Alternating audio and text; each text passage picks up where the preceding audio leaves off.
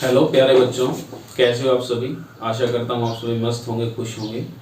आज हम शुरू करने जा रहे हैं सॉल्यूशन चैप्टर का लेक्चर नंबर 6, जिसमें हम जो हमारी कोलिगेटिव प्रॉपर्टीज रहती थी उनको कवर अप करेंगे। Relative lowering of vapour pressure and elevation in boiling point हमारा हो गया था। आज हम शुरू करेंगे डिप्रेशन इन फ्रीजिंग पॉइंट। तो चलिए हेडिंग डाल लीजिए, डिप्रेशन इन फ्रीजिंग पॉइंट। ठीक है, एलिवेशन इन बॉइलिंग पॉइंट में क्या हो रहा था हमारे पास, एलिवेशन इन बॉइलिंग पॉइंट में क्या हो रहा था, बॉइलिंग पॉइंट हमारे पास क्या कर रहा था, इंक्रीज कर रहा था। और उसके अंदर हमने क्या डाला था, नॉन वोलेटाइल सोल्यूट डाला था। सेम एज इसके अंदर भी क्या डालेंगे, नॉन वोलेटाइल सोल्यूट डालेंगे।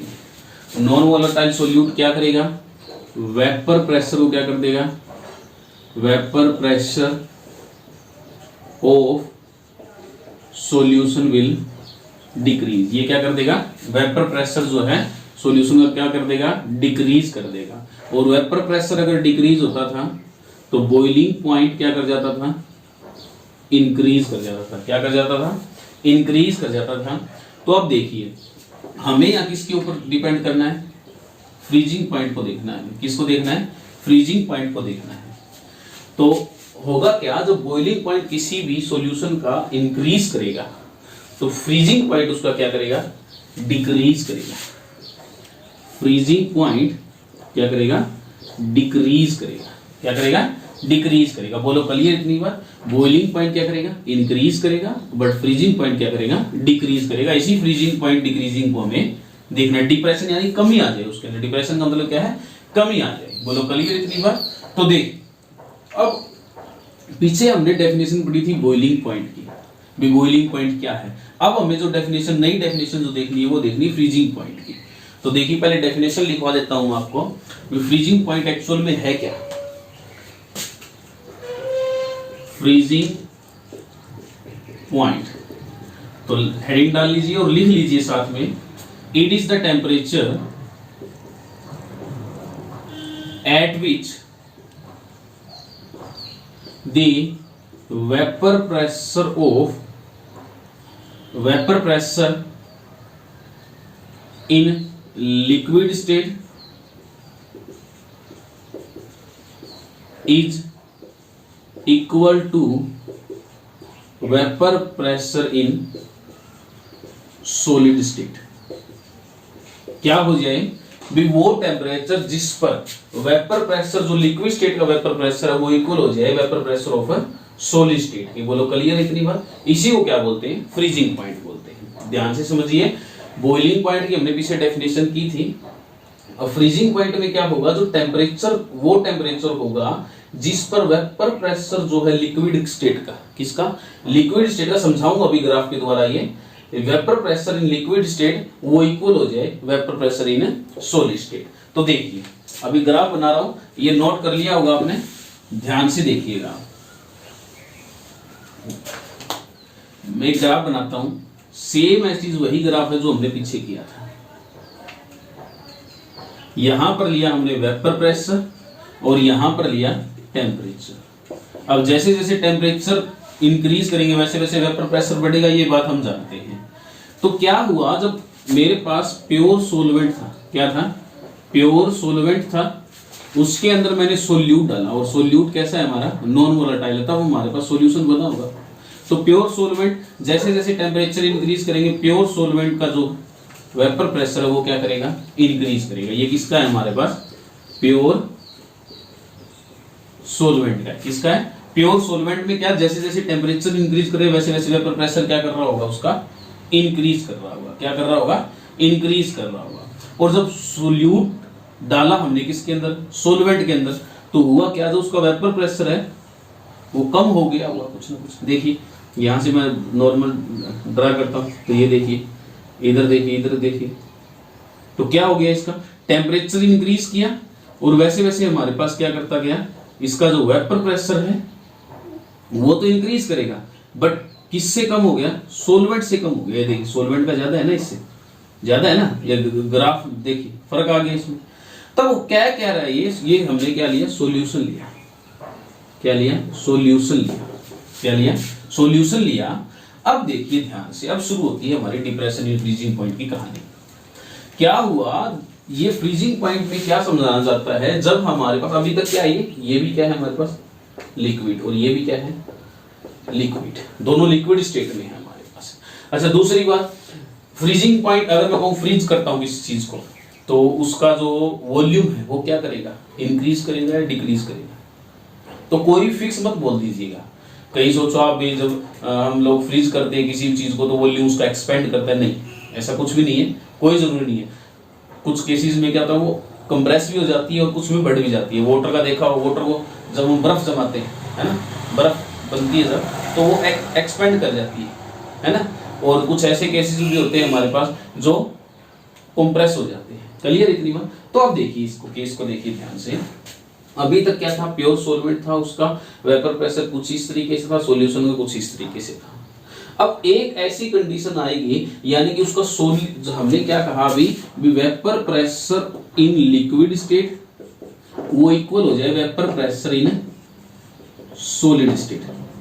अब वेपर तो सॉलिड भी बनाता होगा, जाहिर सी बात है ना, बनाता होगा ना। तो सॉलिड को मान लेता हूं मैं, ये जो सॉलिड था हमारा वो कुछ इस तरीके से था। ये क्या है हमारे पास, सॉलिड सॉल्वेंट है। क्या है, सॉलिड सॉल्वेंट है। क्या है, सॉलिड सॉल्वेंट है हमारे पास। बोलो क्लियर इतनी बात। अब हुआ क्या, जब मैंने इसको पीछे से ड्रा करता हूं तो ये कुछ यहां इस पॉइंट पर आके काट रहे हैं हमारे पास, इस पॉइंट पर आके काट रहे हैं। तो ये वो पॉइंट हो गया जब हमारे पास जो सॉलिड है, जो सॉलिड सॉल्वेंट है हमारे पास, क्या है, सॉलिड सॉल्वेंट है हमारे पास, वो इस पॉइंट पर, और जो प्योर सॉल्वेंट, जो सॉलिड सॉल्वेंट और जो सॉल्वेंट हमने यानी कि प्योर सॉल्वेंट का ये सॉलिड फेज है और ये क्या है, लिक्विड फेज है।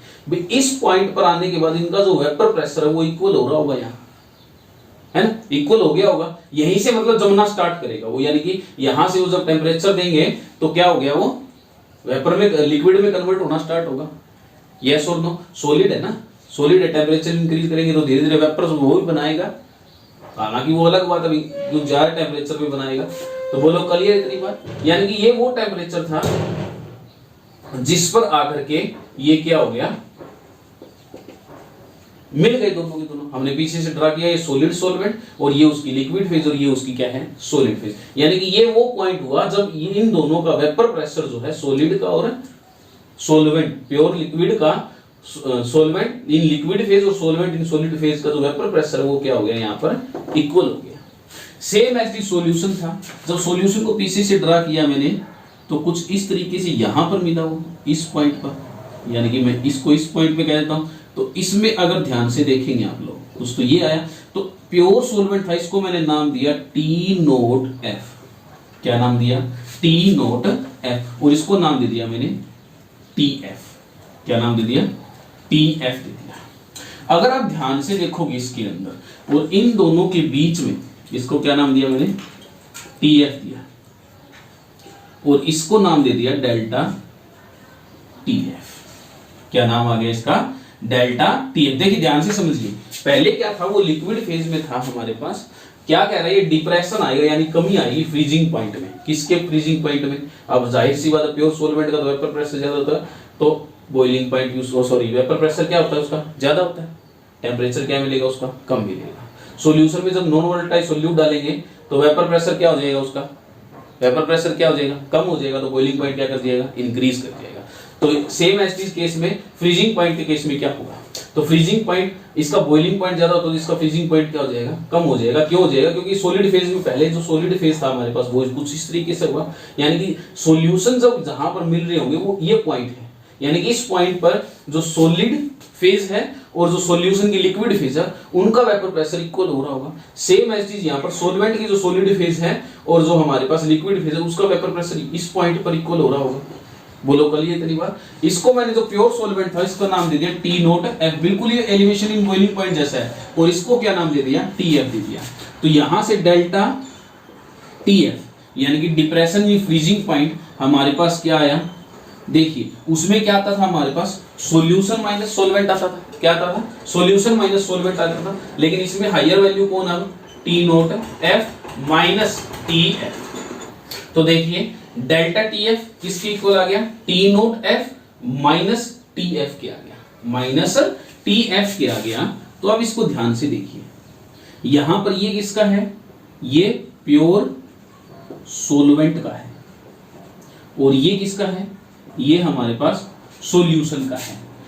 अगर एलिवेशन इन बॉइलिंग पॉइंट आपको याद हो तो सॉल्यूशन माइनस सोलवेंट होता था, लेकिन यहां पर क्या हो गया, सोलवेंट माइनस सॉल्यूशन हो गया। तो यानी कि डिप्रेशन आ गया इसकी, यानी कि ये वैल्यू अब क्या हो गई, ज्यादा हो गई, और इसकी वैल्यू क्या हो गई, कम हो गई। बोलो क्लियर इतनी बार, क्लियर। ये देखिए higher value minus lower value, बोलो क्लियर है, क्लियर है इतना। अब देखिए आगे रफ कर दूं इसको,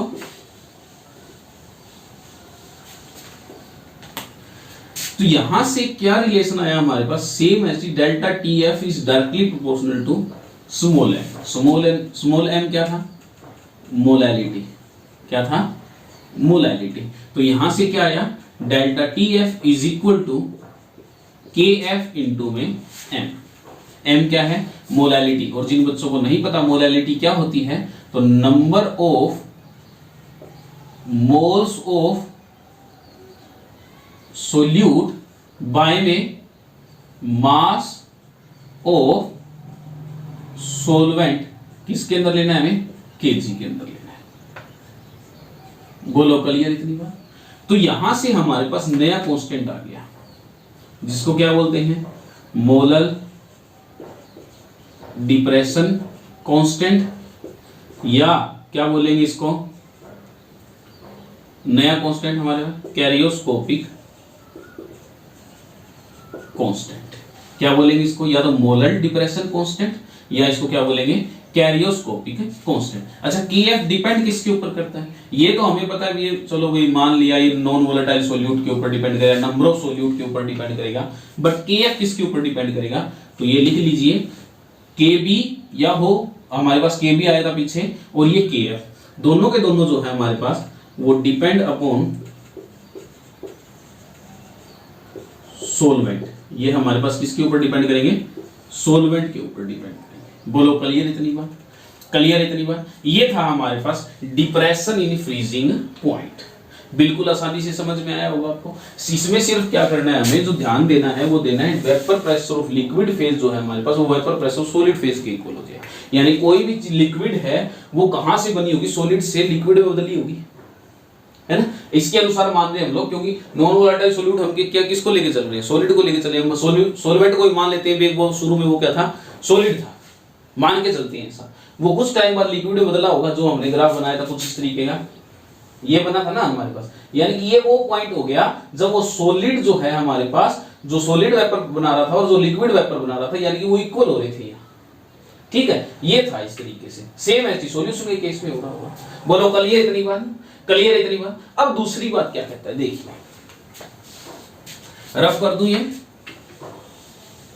देखिए तो हमारे पास फॉर्मूले क्या जनरेट हो गए आए यहां से, हमारे पास एक फॉर्मूला तो आया डेल्टा टी एफ है, वो T nought F minus T F के इक्वल होता है। किसके होता है, टी एफ के इक्वल होता है। बोलो क्लियर इतनी बात। यानी कि हायर वैल्यू किसकी थी, अब सोलवेंट की थी, और लोअर वैल्यू किसकी थी, सॉल्यूशन की थी। और दूसरा फॉर्मूला क्या आया हमारे पास, delta T F is equal to K F cryoscopic constant into में मोलैरिटी। बोलो क्लियर है। ये दो फॉर्मूले हमारे पास आ गए, इन्हीं के रिलेटेड न्यूमेरिकल होते हैं। अब वो कहता है डिफाइन के एफ, अगर वो मान लो कह दे डिफाइन के एफ, तो कुछ नहीं करना आपको, एम जो है वो 1 रख देना है। मोलैलिटी क्या रख दी हमने, यानी कि 1 मोल सोल्यूट 1 किलोग्राम में रख दिया। क्या रख दिया, 1 मोल सोल्यूट 1 किलोग्राम में रख दिया। तो के एफ जो है हमारे पास वो किसके इक्वल हो जाएगा, डेल्टा टी एफ के इक्वल हो जाएगा। बोलो क्लियर है। कब, जब हमने मोलैलिटी यानी कि 1 रख दिया, मोलैलिटी की वैल्यू क्या रख दी, 1 का मतलब क्या है, 1 मोल सोल्यूट 1 किलोग्राम में रख दिया। ये सिंपल सी चीज है, डेल्टा टी एफ आप निकालना जानते हैं। तो देखिए अभी तो ये तो हो गया सिंपल बात है। दूसरी बात कहता है, इफ मान लीजिए सेम एज इज, अगर हमें के एफ इज नॉट गिवन, तो क्या करोगे, तो कुछ नहीं करना आपको, सेम एज टी फॉर्मूला लगेगा आपका जो हमारा पीछे लगा था, क्या था, आर टी नोट का स्क्वायर इनटू में एम बाय में 1000 इनटू में पीछे क्या थी डेल्टा एच ऑफ वेपराइजेशन थी, इसमें क्या हो जाएगी डेल्टा एच ऑफ फ्यूजन हो जाएगी। क्या हो जाएगी, डेल्टा एच ऑफ फ्यूजन हो जाएगी। बोलो क्लियर है। Same as is ideal gas equation, T temperature Kelvin में लेना है हमें, एम क्या है molar mass, 1000 delta H of fusion, यानी कि जितने अमाउंट ऑफ एनर्जी रिलीज होगी हमारे पास, क्लियर है। तो यानी कि डेल्टा एच एफ जो है हमारे पास उसका निकालने का same as L B into में एम। बोलो क्लियर है, एल बी इंटू में एम हो जाएगा। बोलो क्लियर इतनी बात। डेल्टा एच एफ क्या है, डेल्टा एच एफ क्या है, जितने अमाउंट ऑफ एनर्जी रिलीज होती है, अमाउंट ऑफ एनर्जी रिलीज, जितने अमाउंट ऑफ एनर्जी रिलीज होती है कब, जब एक मोल सब्सटेंस आपस में जुड़ते हैं, और ये amount of energy release when, कब, जब 1 ग्राम जुड़ते हैं। बोलो क्लियर इतनी बात। ये हमारे पास कब किससे निकालोगे, जब तुम्हारे पास केएफ गिवन ना हो तो ये तुम्हारे पास 3 फॉर्मूले हो गए, फर्स्ट, सेकंड और ये थर्ड। बोलो क्लियर है इतनी बात। ये था तुम्हारे पास डिप्रेशन इन फ्रीजिंग पॉइंट। अब इससे रिलेटेड न्यूमेरिकल देखते हैं, एक दो छोटे छोटे कर लिया नोट। ये आर क्या है, आइडियल गैस कांस्टेंट, टी क्या है, टेम्परेचर जो केल्विन में लेना है आपको, एम क्या है मोलर मास, और डेल्टा एच ऑफ फ्यूजन किस तरीके से निकालोगे, एलवी इनटू में एम। एलवी क्या है, लेटेंट हीट, क्या है, लेटेंट हीट ऑफ फ्यूजन। यहां क्या हो जाएगी, लेटेंट हीट ऑफ फ्यूजन, वहां क्या थी, latent heat of vaporisation. Clear इतनी बात, क्लियर है। ये थे फॉर्मूले हमारे पास। अब देखते हैं क्वेश्चंस को, बहुत आसान क्वेश्चन आएंगे। देखिए पहला क्वेश्चन देखिए, क्वेश्चन से पहले हमने क्या निकाला था, delta T F is equal to क्या आया था हमारे पास, के एफ इंटू में एम। अच्छा वो यूनिट पूछ ले के एफ की, तो यूनिट क्या हो जाएगी, सेम एज इज, इसको यहां ले गए तो ये आ जाएगा हमारे पास केल्विन केजी पर। बोलो क्लियर है। ये क्या हो जाएगी, इसकी यूनिट हो जाएगी। क्लियर, ये रह गई थी हमारी, नोट कर लीजिए इसको। अब देखते हैं क्वेश्चंस को। पहला क्वेश्चन देखिए, a solution of 34.2 gram of cane sugar. हमारे पास क्या है, एक सॉल्यूशन है जिसमें 34.2 ग्राम ऑफ क्या है, केन शुगर। केन शुगर का फॉर्मूला अगर आपको नहीं पता तो बता देता हूं, C12H22O11। ठीक है, ये क्या होती है हमारे पास, केन शुगर होती है। क्या होती है, केन शुगर होती है डिसॉल्व इन 500 सेंटीमीटर क्यूब। जो किसमें डिसॉल्व है, 500 सेंटीमीटर क्यूब के अंदर, किसका क्यूब, ऑफ वाटर। वाटर के अंदर क्या है, डिसॉल्व है। क्लियर है। फ्रोज एट, और जो फ्रोज हो रही है यानी कि फ्रीज हो रही है वो एट 0.374 डिग्री सेल्सियस है। अब क्या कैलकुलेट फ्रीजिंग पॉइंट कांस्टेंट। हमें कांस्टेंट कैलकुलेट करना है, तो चलिए सॉल्यूशन देखते हैं। हमारे पास हमें क्या दे रखी है, 34.2 ग्राम ऑफ केन शुगर दे रखी है। क्या दे रखी है, 32.4 ग्राम ऑफ केन शुगर दे रखी है। वॉल्यूम दे रखा है हमें, और टेम्परेचर दे, यानी कि डेल्टा टी एफ हमें गिवन है, वो कितना है 0.374। कितना है 0.374। क्लियर है। ये क्या है हमारे पास, टेम्परेचर गिवन है हमें केल्विन में। क्लियर है इतनी बात, क्लियर है। दूसरी बात और क्या दे रखा है हमें, concentration of solution, concentration of solution हमें गिवन है 34.2 ग्राम इन 500 सेंटीमीटर क्यूब। 34.2 ग्राम जो है वो कितने के अंदर है, कितने के अंदर है, 500 सेंटीमीटर क्यूब के अंदर। बोलो क्लियर है। क्लियर है। अच्छा सेम एज इसको मैं करना चाहूँ तो इसको ये भी कर सकता हूँ 68.4 इन 1000 सेंटीमीटर क्यूब। बोलो कोई दिक्कत? इसको डबल कर दिया, इसको भी डबल कर दिया मैंने। बोलो क्लियर है? ये आसान हो जाए कैलकुलेशन हमारे पास, बस इसी वजह से किया है। बोलो क्लियर है? क्लियर है। और डेंसिटी ऑफ वाटर आप जानते हो, डेंसिटी ऑफ वाटर 1 लेके चलते हैं हम लोग, ठीक है। ये तो लोग यूज भी नहीं होते हैं। तो चलिए मोल निकालते हैं। तो मोल निकालना है तो गिवन बाय में टोटल, इसका molar mass of C12 S22 O11 342 ग्राम आ जाएगा। क्लियर है? कितना आ जाएगा? 342 ग्राम आ जाएगा, ठीक है। अब गिवन बाय में टोटल, तो मोल्स निकल जाएंगे हमारे पास। यहाँ से मोल्स निकालने का फॉर्मूला क्या होता है? गिवन कितना हमें 68.4 बाय में टोटल 342। तो जब इसको सोल्व करोगे तो 0.2 आ जाएगा हमारे पास। बोलो क्लियर है? ये आ गए मोल। अब आपको क्या निकालना है? KF का निकालने का फॉर्मूला क्या हो जाएगा? हमारे पास फॉर्मूला क्या था? Delta TF is equal to KF into में M हमने निकाल लिया, मोलल आ गया ये हमारे पास, ठीक है। तो चलिए निकालते हैं। तो KF निकालने का फॉर्मूला क्या हो जाएगा? इसी के अंदर देख लेते हैं। डेल्टा TF आपको गिवन है, डेल्टा TF क्या आपको गिवन है? बोलो क्लियर है? ये निकाल लिया आपने, KF निकालना है, M हमने सोल्व कर लिया मोलल, ठीक है। जब सोल्व करोगे यहां से तो हमारे पास आ जाएगा डेल्टा TF हमें गिवन है कितना? 0.374। ये बाय में चला जाएगा, मल्टीप्लाई में, उधर जाके डिवाइड में हो जाएगा, और डिवाइड में जाके कितना आ जाएगा? 0.2। और ये क्या आ जाएगा हमारे पास? KF आ जाएगा। बोलो क्लियर है? बिल्कुल आसान सा था क्वेश्चन, हो जाएगा, बहुत आसान है, इसको सोल्व कर लेना। देखिए आगे रफ कर दूं, बहुत आसान क्वेश्चन आएंगे। एक क्वेश्चन और देख लेते हैं हम लोग। देखिए अब एक क्वेश्चन उसमें देखते हैं हम लोग जिसमें हमें KF गिवन ना हो, if KF is not given. एक इससे रिलेटेड क्वेश्चन देख लेते हैं हम लोग। देखिए क्वेश्चन देखिएगा ध्यान से। Latent heat of fusion, latent heat of fusion of ice is 1436.4। जो हमें लेटेंट हीट ऑफ फ्यूजन है वो ये दे रखी है हमें। क्लियर है इतनी बार? 4 कैलोरीज पर मोल, ठीक है। अब ये क्या कहेगा, इसमें क्या कैलकुलेट करना है हमें? लेटेंट हीट दे रखी है हमें, क्या दे रखी है? लेटेंट हीट दे रखी है। अब ये कह रहा है कैलकुलेट द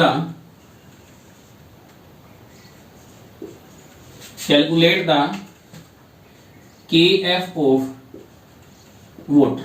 तो देखिए सॉल्यूशन, तो KF निकालने का फॉर्मूला क्या था हमारे पास?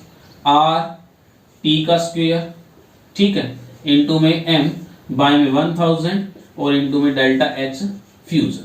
तो डेल्टा H निकालने का फॉर्मूला क्या होता था?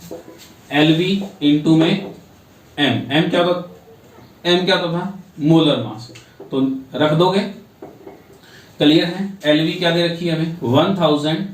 1436.4 इंटू में मोलर मास उसका 80। क्लियर है? क्लियर है। अब इस फॉर्मूले के अंदर पुट कर देना आपको, तो पुट करोगे। अब देखिए ये किसमें दे रखी है? किसमें दे रखी है? ये कैलोरीज में। किसमें दे रखी है? कैलोरीज में। तो जो T की वैल्यू है, सॉरी R की वैल्यू हमें कितनी यूज करनी है? 2 कैलोरीज वाली यूज करनी है। कौन सी करनी है? 2 कैलोरीज वाली। जब इसकी वैल्यूज रखोगे, टेम्परेचर वाटर का कितना होता है? 373 केल्विन, आपको पता ही है कितना होता है? 373 केल्विन। क्लियर है? कर लोगे, हो जाएगा, ठीक है। जब सोल्व करोगे इसको आप लोग तो 1.837 कुछ आ जाएगी वैल्यू। क्लियर है? ये थे छोटे छोटे क्वेश्चन इससे रिलेटेड, हो जाएगा। रफ कर दूं, देखिए अब आगे हेडिंग डालिए osmotic pressure. Colligative, last colligative property हमारी ओस्मोटिक प्रेशर। तो हेडिंग डालिए ओस्मोसिस या ओस्मोटिक प्रेशर। ठीक है, इसको पढ़ना है।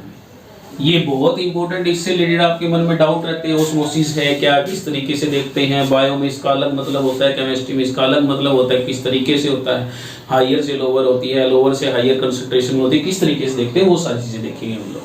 तो चलिए हेडिंग डाल लीजिए। इससे पहले सबसे पहले आपको एक छोटी सी टर्म क्लियर करनी पड़ेगी, वो होती है डिफ्यूजन। डिफ्यूजन क्या होता है? तो देखिए डिफ्यूजन, डिफ्यूजन।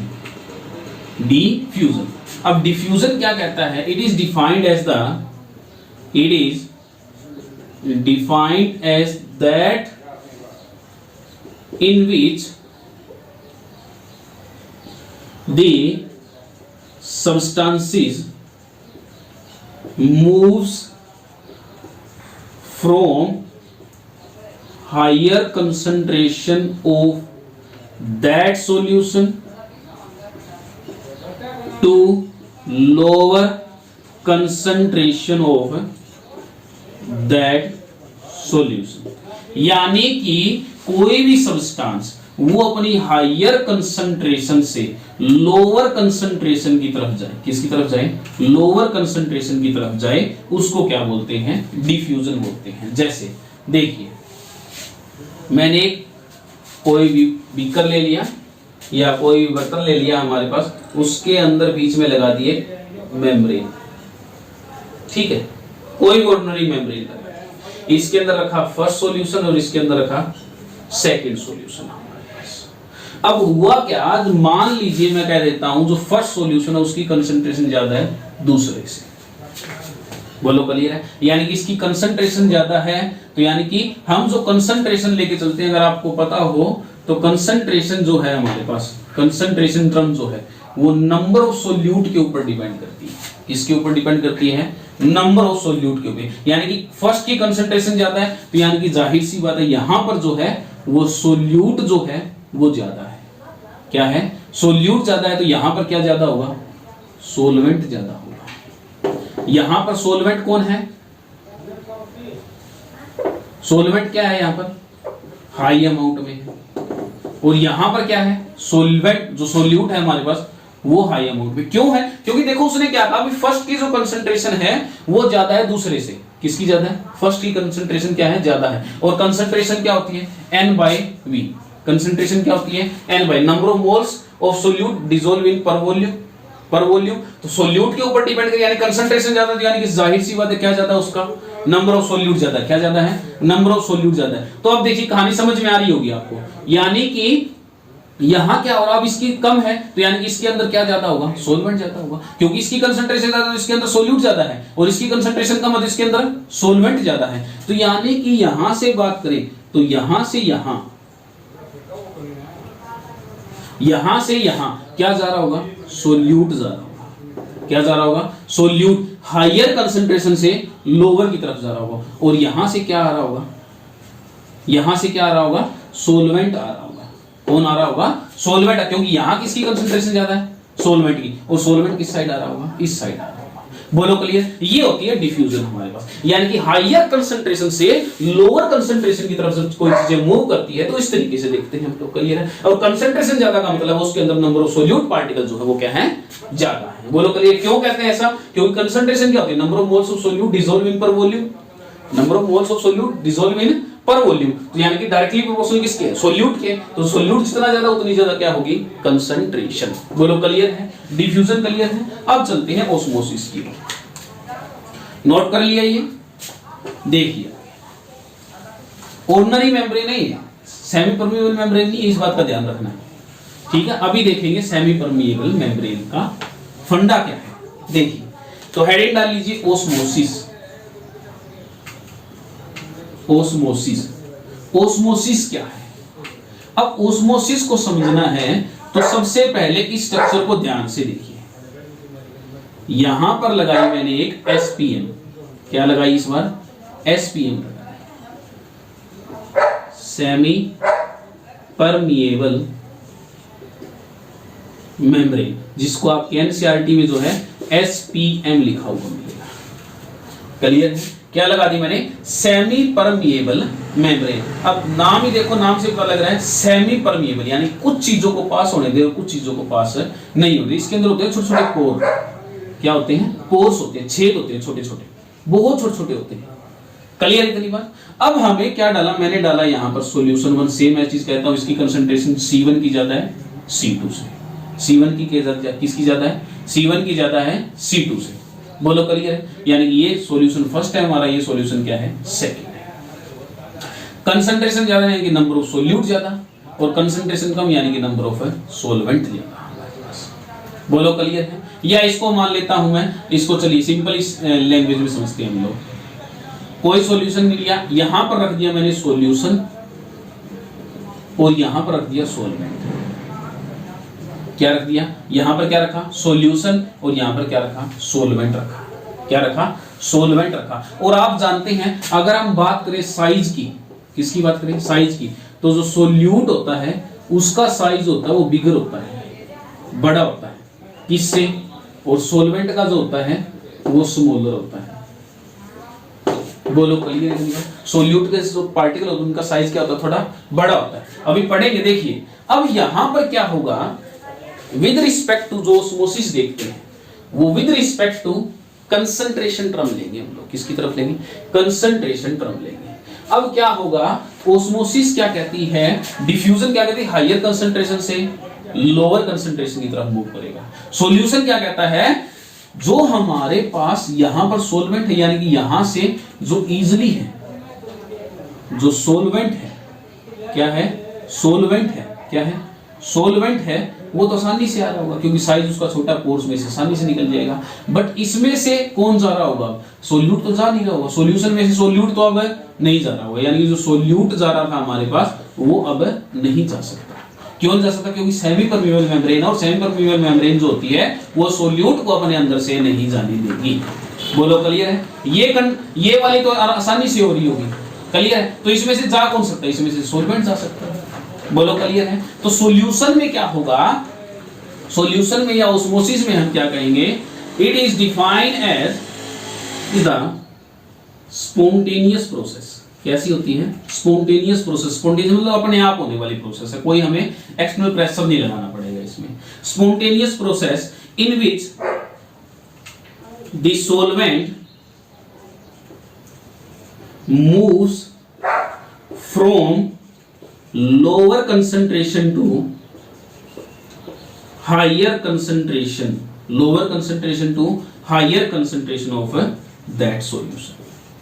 यानी कि मतलब क्या है कहने का, अब यहां पर देखिए सॉल्यूशन में कह रहा हूं, सॉल्यूशन में कंसंट्रेशन है, कंसंट्रेटेड सॉल्यूशन यानी सोल्यूट पार्टिकल ज्यादा मिलेगा, सोलवेंट कम है, तो यहां से जो कम मात्रा में यानी कि लोअर कंसंट्रेशन जहां है सोलवेंट की, वो मूव करेगा हायर कंसंट्रेशन जहां है सोलवेंट।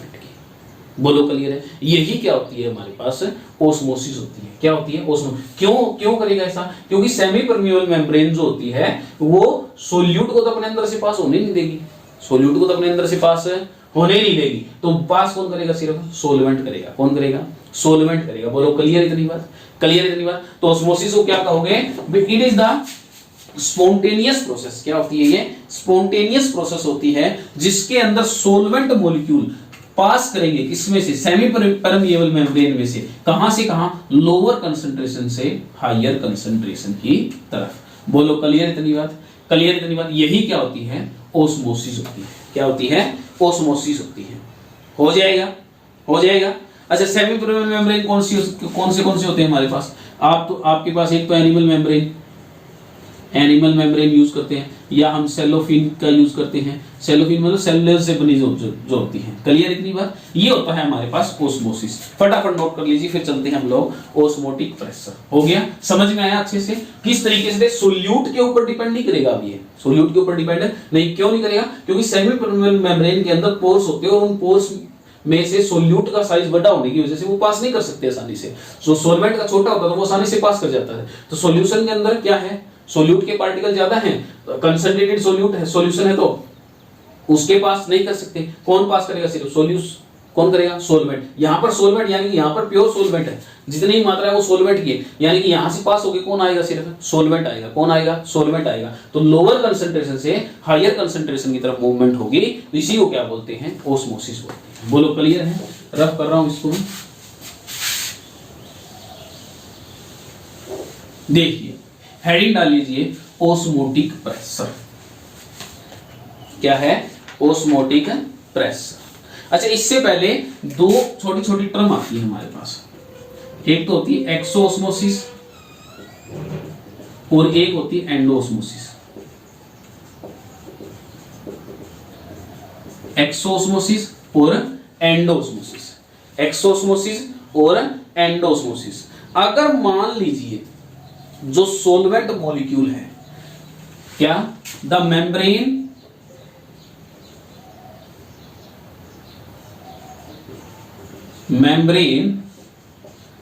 permits the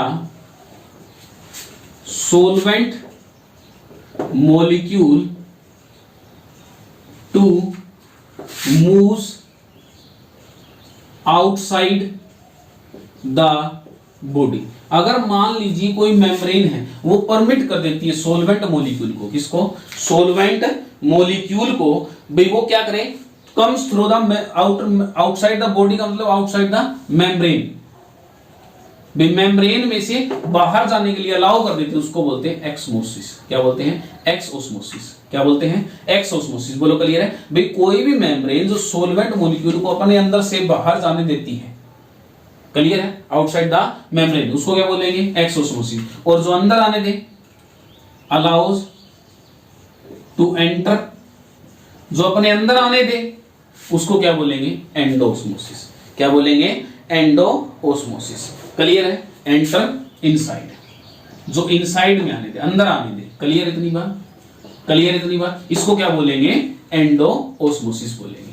बोलो क्लियर है? वो मेम्ब्रेन जो परमिट कर दे सोलवेंट मॉलिक्यूल को अपने अंदर से बाहर जाने के लिए, अपने अंदर से बाहर जाने के लिए, उसको क्या बोलेंगे? एक्सोस्मोसिस। और जो अंदर आने के लिए अलाउ कर दे, यानी कि membrane permit the solvent molecule to allow enter inside, अंदर आने के लिए अलाउ कर दे, उसको क्या बोलेंगे? एंडोओस्मोसिस।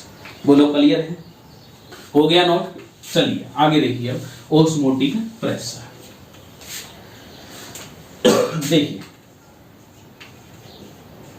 Osmotic pressure. अब देखिए द प्रेशर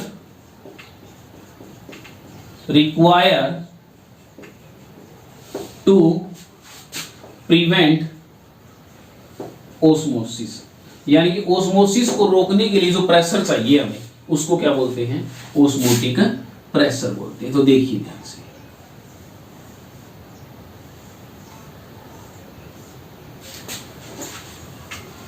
बिल्कुल ध्यान से देखिएगा।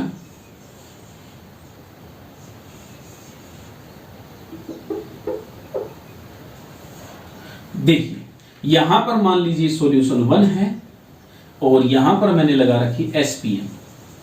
क्या लगा रखी है? एसपीएम, सेमी परमिएबल मेम्ब्रेन लगा रखी है। बोलो क्लियर है? सेम एज चीज, ये सोलवेंट है हमारे पास और ये सॉल्यूशन है। ये क्या है हमारे पास? सॉल्यूशन, और ये क्या है हमारे पास? सोलवेंट। यानी कि सोलवेंट जो है वो आसानी से पास होके आ रहा होगा, आसानी से पास होके आ रहा होगा। क्लियर है? सोलवेंट जो है वो आसानी से पास होके आ रहा होगा, किसमें से? सेमी परमिएबल मेम्ब्रेन में से। या मैं मान लेता हूं भाई यहां से सोलवेंट जो है वो जा रहा होगा आसानी से, यहां पर कुछ प्रेशर लग रहा होगा, ठीक है, जिसको हम पिस्टन है, जिसके ऊपर मान लीजिए P-ATM लग रहा है, एटमॉस्फेरिक प्रेशर लग रहा है। क्लियर? अभी तक एक्सटर्नल प्रेशर नहीं लगाया हमने। यानी कि मैंने क्या किया, अभी तक तो क्या हो रही थी? ओस्मोसिस हो रही थी। क्या हो रही थी? ओस्मोसिस हो रही थी। भाई आसानी से चीजें पास हो रही थी, lower concentration to higher concentration. अब मैंने क्या किया, इस साइड भी क्या लगा दिया? एक पिस्टन लगा दिया, प्रेशर लगा दिया, P-ATM। क्या लगा दिया? P-ATM, प्रेशर लगा दिया। बोलो क्लियर इतनी बात? क्या लगा दिया? P-ATM, प्रेशर लगा दिया। बोलो क्लियर है? क्लियर? क्या लगा दिया? P-ATM लगा दिया। और साथ में ओस्मोसिस को रोकने को मैंने एक पाई नाम का प्रेशर लगा दिया, एक्सटर्नल प्रेशर पाई। क्या लगा दिया? पाई लगा दिया, जो ओस्मोसिस हो रही थी वो क्या हो जाए, स्टॉप हो जाए। क्या हो जाए, स्टॉप हो जाए। बोलो कलिए इतनी बार। अभी तक तो क्या कर रहा था, प्रेशर लगाया था हमने, चीजें पास कर रही थी आसानी से, कोई दिक्कत नहीं थी। जैसे ही हमने क्या लगाया, P ATM plus pi pressure, यानी कि पाई नाम का प्रेशर लगा दिया, जिससे क्या हो जाए, ओस्मोसिस जो है वो स्टॉप हो जाए। ओस्मोसिस जो है वो क्या हो जाए, स्टॉप हो जाए। यानी कि ना चीजें यहाँ से यहाँ आए, ना चीजें यहाँ से यहाँ जाए। बोलो क्लियर है। इसी को क्या बोलते हैं, ओस्मोटिक प्रेशर बोलते हैं। ओस्मोटिक प्रेशर पाई को बोलते हैं। किसको बोलते हैं, पाई। किसको बोलते हैं, पाई। बोलो क्लियर इतनी बार। क्लियर है, समझ में आया अच्छे से। क्या किया हमने भी, जो ओस्मोसिस हो रही थी उसको रोकने के लिए एक प्रेशर लगाया, एक्सटर्नल प्रेशर, जिसको क्या बोला, पाई। क्या बोला, पाई। क्या बोला, पाई बोला। अब देखिए ध्यान से, रफ कर रहा हूं इसको एक बार मैं, देखिए। और हमने एक्सपेरिमेंटली क्या देखा, जो पाई नाम का प्रेशर था वो डायरेक्टली प्रोपोर्शनल था मोलैरिटी के। किसके था, मोलैरिटी। किसके था, मोलैरिटी के। और जो पाई प्रेशर था वो डायरेक्टली प्रोपोर्शनल था टेम्परेचर के। किसके था, टेम्परेचर के। जब हमने कैलकुलेशन की तो हमारे पास आया pi is equal to M R T. क्या है, एम आर टी। एम क्या है, मोलैरिटी। और मोलैरिटी जिनको नहीं पता बता देता हूं, मोलैरिटी क्या होती है, number of moles of solute by में volume of solution in litre. बोलो क्लियर इतनी बात। इसको हम सी भी लिख सकते हैं, आपकी बुक में सी भी लिखा हुआ मिलेगा, कंसंट्रेशन, बात एक ही है। बोलो क्लियर है। क्या आया, एम आर टी। आर क्या है यहाँ पर, आर क्या है, गैस कांस्टेंट हम ले सकते हैं। क्या ले सकते हैं, गैस कांस्टेंट हम मान के चल सकते हैं इसको। बोलो क्लियर है। आपकी बुक में ये लिखा हुआ मिलेगा, pi is equal to C R T. C क्या होता है, कंसंट्रेशन। कंसंट्रेशन की वैल्यू क्या होती है, n by V, number of moles of solute in volume. बोलो क्लियर है, क्लियर है। पाई क्या है, प्रेशर। आर क्या है, आर क्या है, क्या है, गैस कांस्टेंट। टी क्या है, अब गैस तो नहीं है, आप यहाँ तो लिक्विड है। फिर कहोगे सर गैस कैसे लिया आपने, आर तो क्या है, गैस कांस्टेंट है, यहाँ पर क्या है, लिक्विड है। तो ये अप्रोक्सीमेटली जो कांस्टेंट है हमारे पास वो गैस कांस्टेंट के इक्वल होता है, इसीलिए इसको बोल देते हैं भी उसके इक्वल है। क्लियर है। सी क्या है, कंसंट्रेशन। और कंसंट्रेशन का number of moles dissolve in volume. बोलो क्लियर है। तो हमारे पास ये आया ओस्मोटिक प्रेशर। तो हमारे पास ओस्मोटिक प्रेशर क्या आया, लिख देता हूं मैं यहां पर, pi is equal to C R T. C क्या होता है हमारे पास यहां, सी क्या है, कंसंट्रेशन, जिसकी वैल्यू क्या होती है, एन बाई वी। क्या होती है, एन बाई वी। जैसे pi is equal to, C की जगह मैंने रख दिया n by V R T. तो इसको लिख दिया पी, इसको प्रेशर ले सकता हूं ना, पाई क्या है, प्रेशर है, तो इसको मैंने पी लिख दिया, वी को दे दिया P V is equal to n R T. याद आई इक्वेशन, आइडियल गैस इक्वेशन, याद आई क्या। ये कुछ कुछ उससे रिलेटेड है, ठीक है, वो नहीं है, उससे रिलेटेड है। क्लियर इतनी बात। तो ये हमारे पास इलेबोरेट करके टर्म आ गई हमारे पास। इसी को क्या बोलते हैं, इसी को क्या बोलते हैं, ओस्मोटिक प्रेशर। जो ओस्मोसिस को रोकने के लिए प्रेशर चाहिए हमें, उसको क्या बोल दिया, ओस्मोटिक प्रेशर। अगर वो एक्सटर्नल प्रेशर और ज्यादा कर दे हम लोग तो ओस्मोसिस उल्टी होने लग जाएगी, यानी कि जो चीज इधर से इधर आ रही थी वो अब इधर से इधर जाने लग जाएगी, यानी कि उसको क्या बोलेंगे, रिवर्स ओस्मोसिस, आरओ। यही बताएंगे हम अभी। आरओ आपके घर में लगा हुआ होगा, कैंट आरओ प्योरीफाई, या कोई भी XYZ कंपनी का आपको लगा हुआ होगा। तो बोलो क्लियर है, क्लियर है। अब इससे रिलेटेड न्यूमेरिकल देखते हैं फटाफट। अच्छा, इससे न्यूमेरिकल से पहले तीन छोटी छोटी टर्म आती है, वो देखिए, रफ कर दो इसको। ये हो गया हमारे पास ओस्मोटिक प्रेशर। तो एक आता है हमारे पास आइसोटोनिक, फिर आता है हाइपोटोनिक, और थर्ड आता है हमारे पास हाइपरटोनिक। देखिए, आइसोटोनिक मान लीजिए कोई दो सॉल्यूशन ले रहा हूं मैं, दो, C1 एंड C2, दो कंसंट्रेशन ले ली मैंने। क्या ले ली, दो कंसंट्रेशन ले ली। If osmotic pressure is equal of both solution, जो हमारे पास दोनों कंसंट्रेशन इनका इक्वल हो जाए तो इसको बोलेंगे आइसोटोनिक। क्या बोलेंगे, आइसोटोनिक। अगर मान लीजिए एक का कम हो जाए, मैं कह दूं भाई जो फर्स्ट सॉल्यूशन है हमारे पास वो हाइपोटोनिक है, क्या है, हाइपोटोनिक है, तो यानी कि हमारे पास जो सेकंड सॉल्यूशन होगा उसका क्या हो जाएगा, प्रेशर जो है वो ज्यादा हो जाएगा। ओस्मोटिक प्रेशर ऑफ मान लीजिए मैं 1 and 2 सॉल्यूशन ले रहा हूं ऑफ 1 सॉल्यूशन इज हाइपोटोनिक, या फर्स्ट सॉल्यूशन इज हाइपोटोनिक। तो इसका मतलब क्या है, जो हमारे पास 1 सॉल्यूशन है क्या है हाइपोटोनिक है, तो उसका प्रेशर क्या हो जाएगा, कम हो जाएगा। क्या हो जाएगा, कम हो जाएगा। तो सेकंड का क्या हो जाएगा, ज्यादा हो जाएगा। बोलो क्लियर है। हाइपरटोनिक का मतलब क्या है, हाइपरटोनिक का मतलब क्या है, ज्यादा हो जाए। क्या हो जाए, ज्यादा हो जाए। तो ज्यादा हो जाए यहाँ पर 1 का ज्यादा हो जाएगा। बोलो क्लियर इतनी बार, क्लियर इतनी बार। यानी कि इसमें तो क्या हो, प्रेशर ऑस्मोटिक प्रेशर कम हो जाए, और इसमें क्या हो जाए, ऑस्मोटिक प्रेशर ज्यादा हो जाए। बोलो क्लियर है इतनी बार, क्लियर है। ये उसी को मान के चल रहा हूं जो हमने लिए थे अभी, 2 सॉल्यूशन लिए थे 1 और 2। तो यहाँ पर अगर मान लिया हाइपोटोनिक सॉल्यूशन है तो 2 का क्या हो जाएगा, ज्यादा हो जाएगा प्रेशर, ऑस्मोटिक प्रेशर। ठीक है, अगर मान लीजिए हाइपरटोनिक सॉल्यूशन तो 1 का क्या हो जाएगा, ज्यादा हो जाएगा। बोलो क्लियर इतनी बार। ये थी हमारे पास 3 टर्म, आइसोटोनिक, हाइपोटोनिक और हाइपरटोनिक। बोलो क्लियर है, क्लियर है। रफ कर दूं, समझ में आया अच्छे से बिल्कुल। आइसोटोनिक का मतलब क्या है, जो ये दोनों सॉल्यूशन है इनका जो ऑस्मोटिक प्रेशर वो क्या हो जाए, इक्वल हो जाए। क्या हो जाए, इक्वल हो जाए। हाइपोटोनिक का मतलब क्या है भाई, जो फर्स्ट सॉल्यूशन जो हमारे पास मान लीजिए ऑस्मोसिस हो रही थी यहाँ, जो फर्स्ट है वो क्या हो जाए, कम हो जाए। क्या हो जाए, कम हो जाए। ऑस्मोटिक प्रेशर उसका क्या हो जाए, कम हो जाए। हाइपरटोनिक का मतलब क्या है, पहले वाले का क्या हो जाए, ज्यादा हो जाए। क्या हो जाए, ऑस्मोटिक प्रेशर। क्लियर है। अब न्यूमेरिकल देखते हैं इसके ऊपर। देखिए बहुत आसान न्यूमेरिकल आएंगे। देखिए फर्स्ट न्यूमेरिकल है, ए solution containing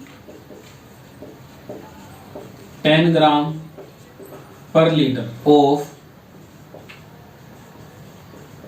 sucrose has osmotic pressure is 0.66 atm at 273 Kelvin temperature। Clear है, क्लियर है। कैलकुलेट द वैल्यू ऑफ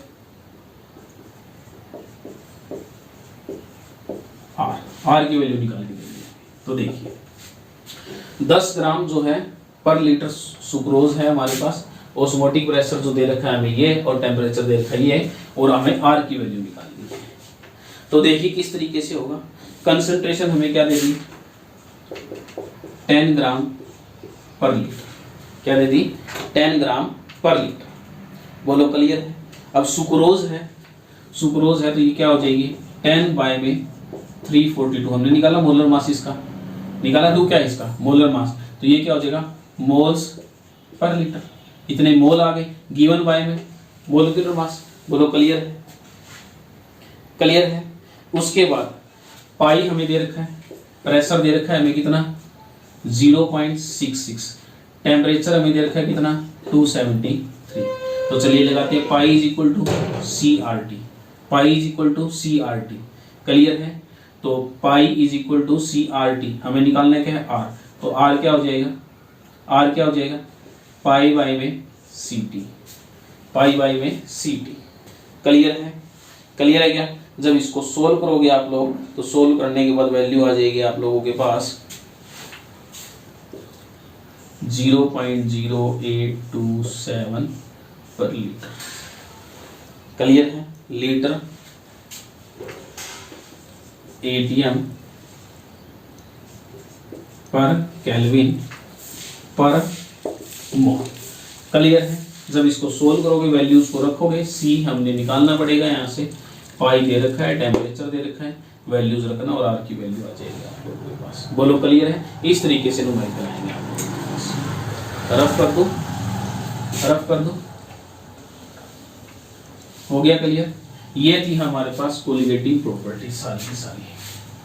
ठीक, आशा करता हूं आप लोगों को बिल्कुल अच्छे समझ में आया हो। कोलिगेटिव प्रॉपर्टी हमारी यहीं पे खत्म होती है, और नेक्स्ट लेक्चर में हमारे पास मोस्ट इंपोर्टेंट टॉपिक है वेंटो फैक्टर और एबनॉर्मल मासेस ऑफ देखेंगे हम लोग। ठीक है, एबनॉर्मल मासेस देखेंगे और वेंटो फैक्टर हम पढ़ेंगे। तब तक इन लेक्चर्स को आप कंप्लीटली देख लीजिए। कोलिगेटिव प्रॉपर्टी हमारी यहाँ खत्म होती है सारी की सारी। मिलते हैं नेक्स्ट लेक्चर में। All the very best.